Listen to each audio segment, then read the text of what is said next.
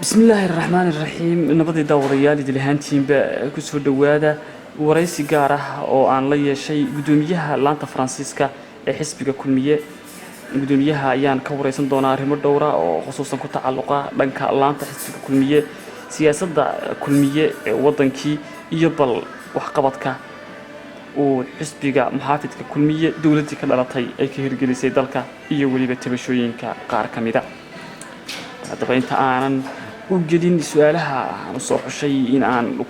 وحكا وريستو قدوميها أن كسر دوي برنامجك كسر دوي دعالي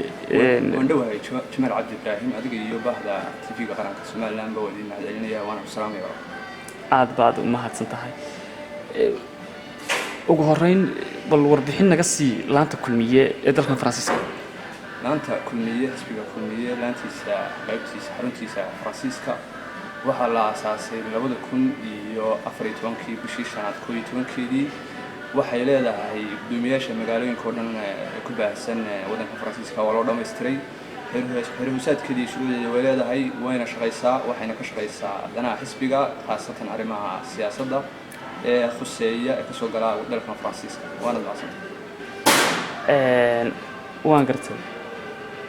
dalka Faransiiska bulshada Somaliland ku dhaqani ma badna marka sidee uu qiimi fikir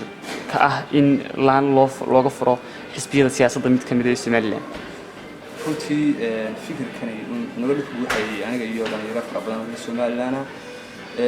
kulama waqti badan iyo wada hadal waqti badan waqti dheer qaatay waxaan isla garanay in xarun laga hirgeliyo xarun laga sameeyo wadanka Faransiiska xarun isku xidha soo nooleysa taageerada xisbiga kulmiye oo leeyahay wadanka Faransiiska waan ku guuleysanay ilaahay mahadii waxaan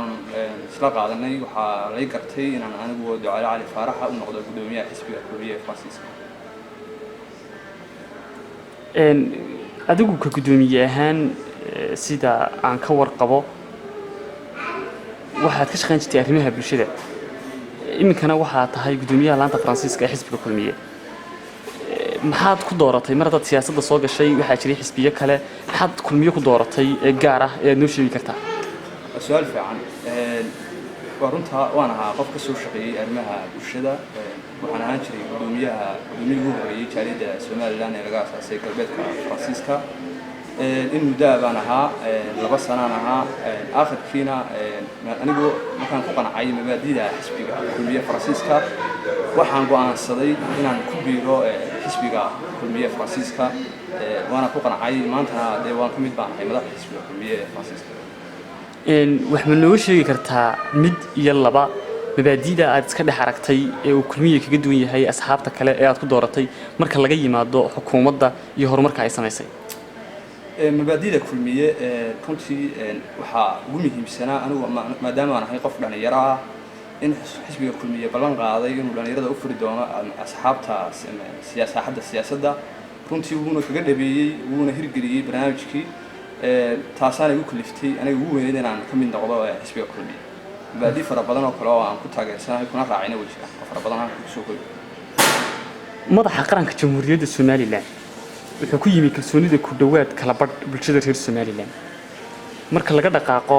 shaqada uu qabtay intii uu madaxweynaha ahaa ma u malaynaysaa in xisbigiina mar labaad uu hanan karo kalsoonida shacabka Somaliland waan aaminsanahay waayo xisbiga kulmiye hadaan dib ugu yar noqdo doorashadii 2010 wuxuu ku guuleystay boqolkiiba 50 iminkana waxaan aaminsanahay haddii mar labaad doorashada garoonka tartanka la isku soo noqdo inaan ku guuleysan doono boqolkiiba 8 iyo boqolkiiba 9 waan aaminsanahay inaan guul weyn ka soo hoyn karno guul qurux badan aad iyo aad u weyn inaan ka keeni karno waan aaminsanahay dad badan baa aaminsan in kulmiye uu qabtay isla markaana qira in wax qabad wanaagsan iyo horumar uu dalka ka hirgeliyay isla markaana isla dadkaas haddana aaminsan inay jiraan tabashooyin sida dhanka cadaaladda arrinkaas isaga maxaad ka leedahay waxay ka mid baahayd oo buuggii cagaarnaa green buuggii kulmiye way ku qornayd in kulmiye cadaaladda wax qaban doono shirweynihii ugu dambeeyay ee ku qabtay madaxweynaha qaranka jamhuuriyadda Somaliland ambassador ku hagaajinayay judiciary-ga laanta cadaaladda wax badan baa laga qabtay waa la hagaajiyey maantana cadaaladda Soomaaliland waxaan aaminsanahay inkastoo cadaaladdu mar walba boqolkiiba boqol aanay noqon karin haddana madaxweynaha qaranka jamhuuriyadda Soomaaliland uu ku guuleystay una hirgeliyey intii ugu badnayd cadaaladda laga cabanayay dhanka kale waxaa jira iyaguna tabashooyin ama cabashooyin aan idhaahdo ay xisbiyada mucaaradkuna aad ugu dhaliilaan kuwaasoo khuseeya in doorashadii aan xilligeedii lagu qabanin in doorashadii xilligeeda lagu qabtana waxay ka mid ahayd ballanqaadka taa maynaan odhan karin maydaan hirgelin annaga gaar ahaan haddaan nahay xisbiga kulmiye ama ku hadlaya afka xisbiga kulmiye way naga goonayd inaan doorashada qabanno laakiinse duruufana hadday yimaadaan waxay leedahay waqtigeeda iyo hawsheeday leedahay doorashada 2 sano ayaa la kordhiyey ee guurtida kordhisay heshiis baa ka dambeeyey oo isla qaateen 3 xisbi heshiiskana waxaan aaminsanahay in madaxweynuhu ka hadlay markii ugu dambeysay heshiiska guurtida laga ansixiyo insha Allah waan rajeynayaa in sida wanaagsan ay u dhacdo oo la isku raaco oo qarankana waxa uu dana laga doorto danta gaar dhanka kale waxa ay asxaabta mucaaradku ku eedeeyaan xukuumadda ama madaxweynaha inay tabayaan kaalintii hogaamineed ee madaxweynaha arrinka isaga maxad ka leedahay arrinkaas anigu waxaan arkaa cay iyo aflagaado lagu la kacayo madaxweynaha qaranka shakhsi gaar madaxweynaha qaranka jamhuuriyadda Soomaaliland inagama mudna aflagaado raqiisa iyo cay iyo habar qof walba wax qabadkiisa ayaa lagu qiimeeyaa madaxweynaha waxaan aaminsanahay inuu yahay madaxweynihii ugu wax qabadka badnaa jamhuuriyadda Soomaaliland madaxweynahan waa madaxweyne kartile oo madaxweyne kaga dhabeeyay ballanqaadka intuu ballanqaaday waxay yiraahdeen madaxweynaha way aflagaadeeyeen waxay yiraahdeen madaxweynuhu ma taliyo madaxweynaha daanu talin nin maanta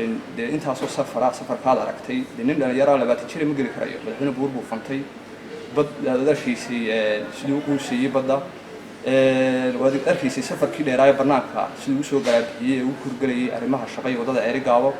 alxamdulillaah rabbil caalamiin ilaahay kama xumeeyay madaxweynaha jamhuuriyadda Soomaaliland si fiican buu shaqeynayaa dawladda gutay waajibaadkiisa dastuuriga mid baan jecelahay inaan ku darsado dadka reer Soomaaliland way ka daayeen iyo dagaado iyo dhaleecayn la soo mariyo warbaahinta anu taamiki doon baan oranayaa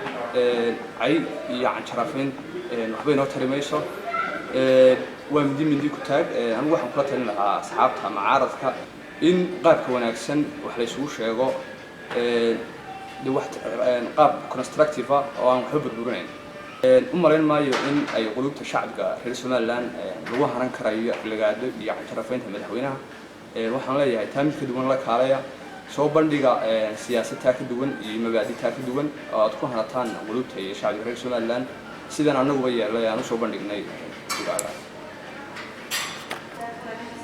daawadayaal waxaa guud ahaan baytaan naga eeg barnaamijkii gaarka ahaa ee aan ku wareysanayay gudoomiyaha laanta Faransiiska ee xisbiga kulmiye aad iyo aad baan kugu mahadnaqaynaa gudoomiye waad mahadsantahay